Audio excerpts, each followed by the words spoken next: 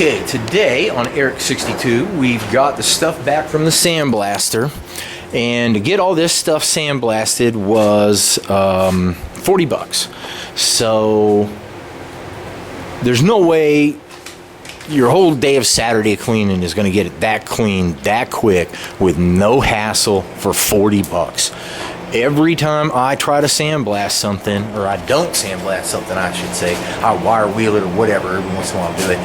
Every single time I do it, I'm never going to do it again, and all I'm going to do is sandblast. Trust me, sandblast.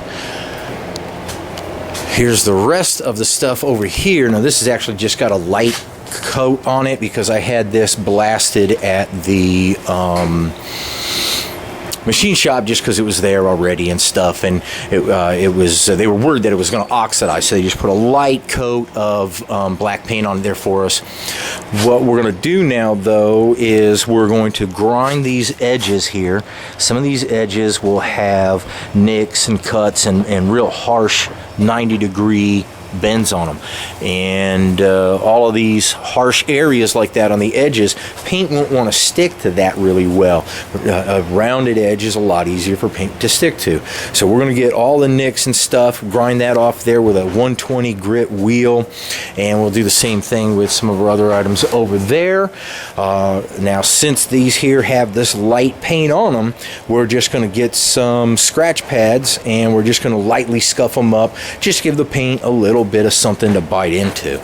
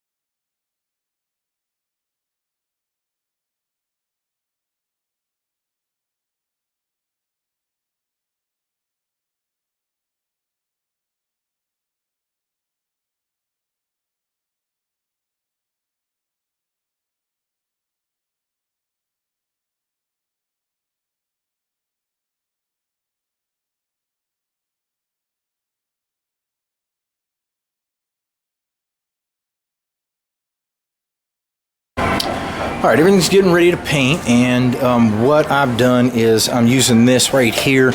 It's an industrial paint that's for industrial stuff, tanks and metal buildings outside and stuff like that. So it's good for your suspension. It's beefy and lasts long, it won't chip as much, stuff like that.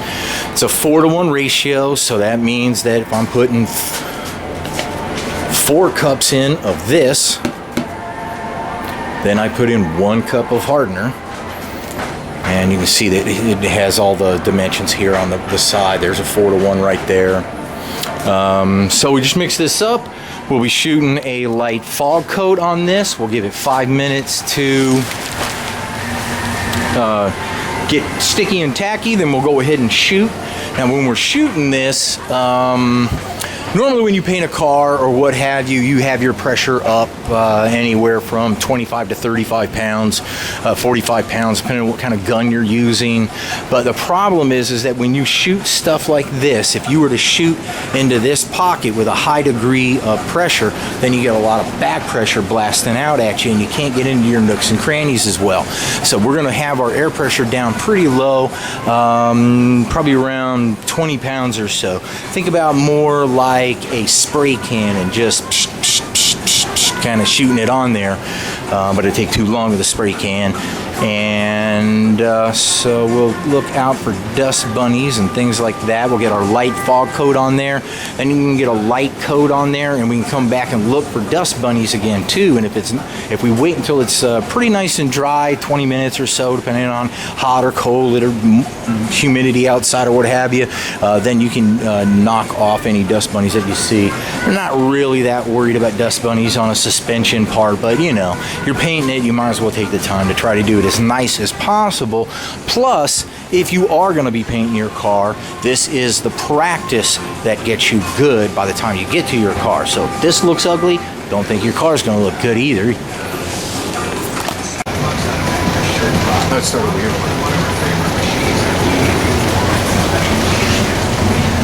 Okay.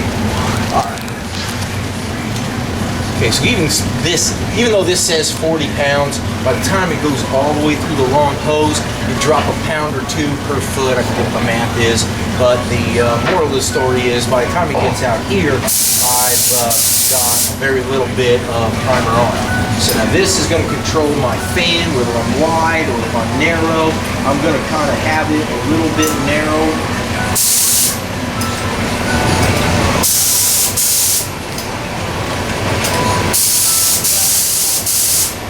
This is how much is coming out, a little or a lot. Take that back 2 or 3 turns. Okay, so that seems to be shooting good, so we'll put our fog coat on first.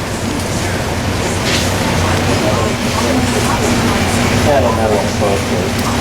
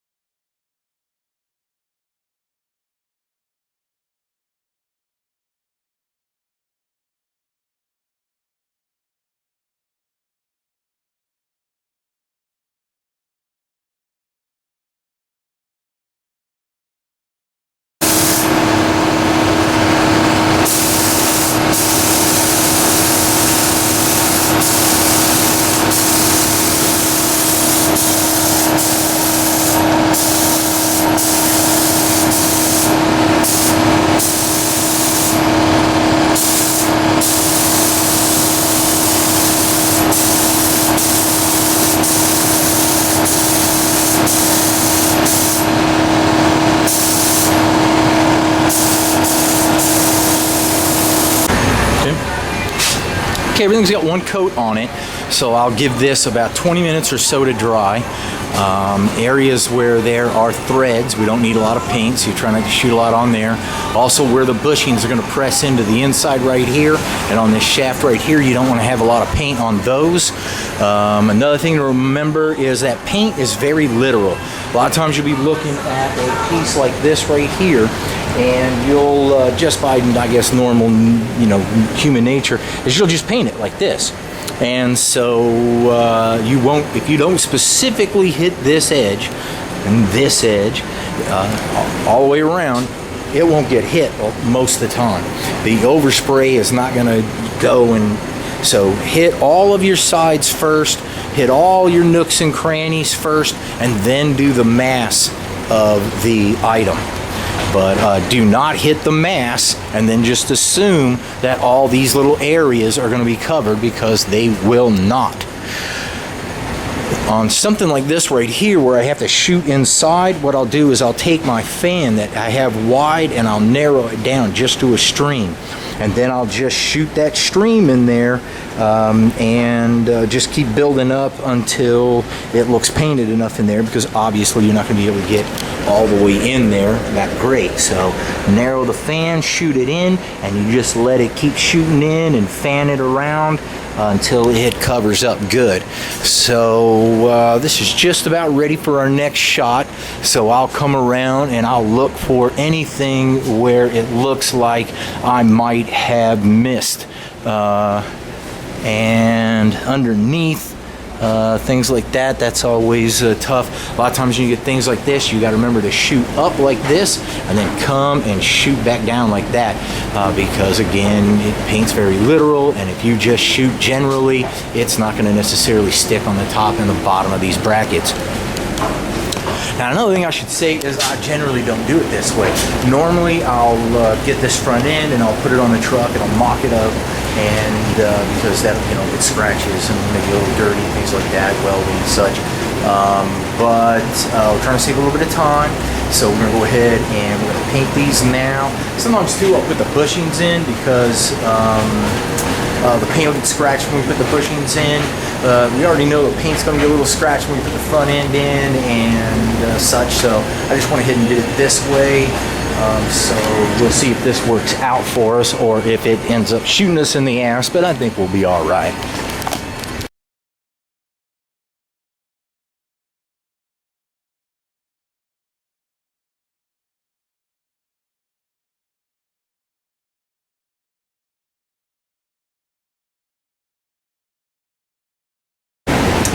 Alright, everything's shot, everything's looking good, and we just put a couple of coats on this.